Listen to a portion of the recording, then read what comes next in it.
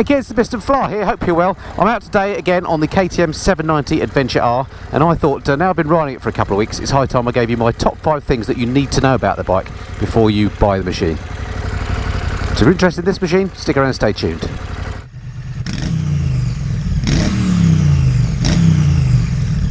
So I've been riding the bike now for a couple of weeks, got to know it pretty well, and I think I've got to know its key foibles. And there are a few things that stand out to me that I would need to consider if I were going to buy one of these bikes, and bear them in mind. So that's what I'm going to bring you on this video. They're in no particular order. So first thing that you need to know about the bike is that even though it's a big old twin cylinder machine, it is very, very smooth. The engine runs really beautifully. It's got 2 counterbalance shafts.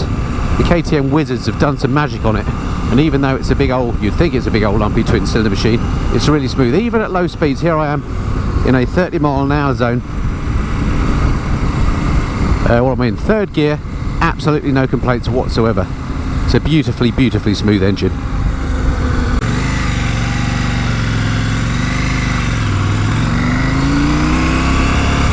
And while I'm on the subject of its smooth engine, it's got a really smooth quick shifter as well. This is the Adventure R. It's got the quick shifter that goes back both up and down, and again, whether you're changing down gear or up through the box, it really is a beautiful gearbox.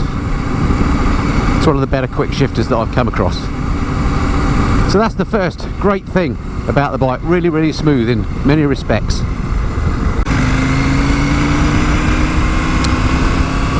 The next thing you have to know about the KTM 790 Adventure R, if you're considering buying one, and this I'm afraid isn't a good thing, is that this little windscreen on the front is absolutely useless. It's only adjustable using tools, so you can't move it by hand, or at least I haven't found a way to do so, and the people at KTM tell me you need tools, so I believe them.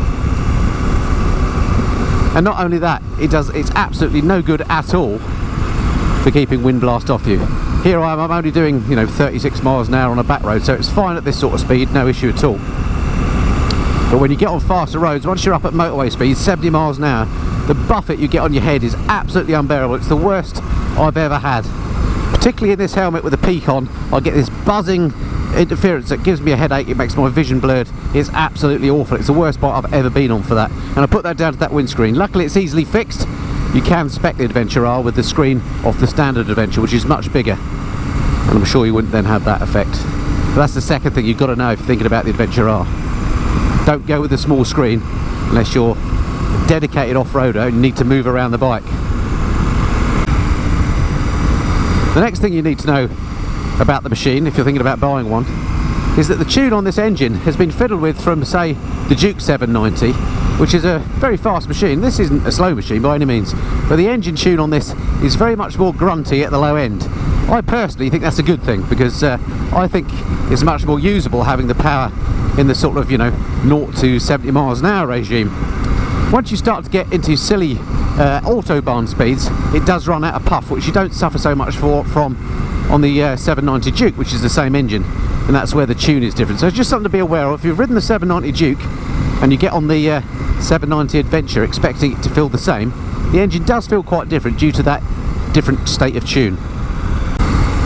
Okay, so the next thing you need to be aware of before you buy the bike, and this is something that would stop me buying the bike in its standard form at least, and that is the seat height.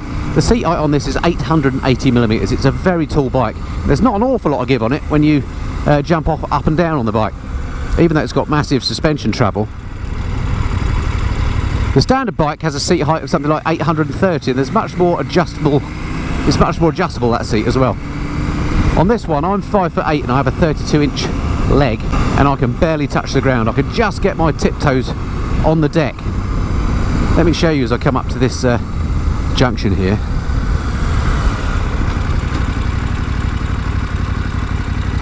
Well, here we are. Look, I'm just on my extreme tiptoe here and my extreme tiptoe here. I've just got no room for error. And that is something, as a road rider, is not a big issue, because the bike feels nice and stable. It doesn't feel like it's going to fall over. But if you do want to use the bike off-road, and this is the off-road focused machine, so that's its purpose in life, if you're shorter than 5'8", it's going to be very tricky for you. In fact, so tricky I daren't take this off-road, even though it's got pretty knobbly tyres. It's got the Metzeler Karoo 3s on here, which are quite good off-road tyres, and they feel good on the road as well. But for me, the Adventure R is just too tall to contemplate taking off-road. I'd drop it and I'd break it. That's something to be aware of if you're a shorty. The good news is that is fixable. Again, you can have the seat from the standard Adventure. That seat is interchangeable and gives you all that level of adjustment and doesn't make you feel as if you're going to drop the bike if you're a shorty. That's something I would definitely spec. Okay, so last but by no means least of the things that you need to know about the 790 Adventure R if you're thinking about buying one, and this is a good point to end on, and that is the thing handles absolutely beautifully. It has kept the DNA of its 790 Duke brother or sister, and the thing is just really good fun in the twisters. Go and check out my initial review and the other videos I've made on this bike. I'll put some links up in the card somewhere so you can go and have a look at those.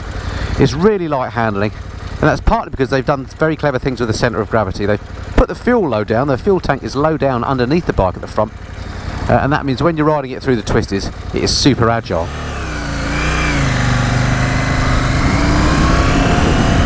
And even though it is a physically quite a big machine, it doesn't feel like a big machine at all. And that is a great thing about this bike. This class of adventure bike, this sort of 800cc end, I think makes a really practical proposition for doing some adventuring, because they just don't feel as heavy as their big brother 1200cc plus siblings. Alrighty, that's it for now. Just a quick little video for you, just to give you the things that I've learnt having ridden this bike now for a couple of weeks, the things that some of the pros and cons that would play on my mind if I were thinking about buying this bike. Hope that's been of some interest to you, and I look forward to speaking to you again soon. Till then, this has been the Mr. Flyer. Cheerio.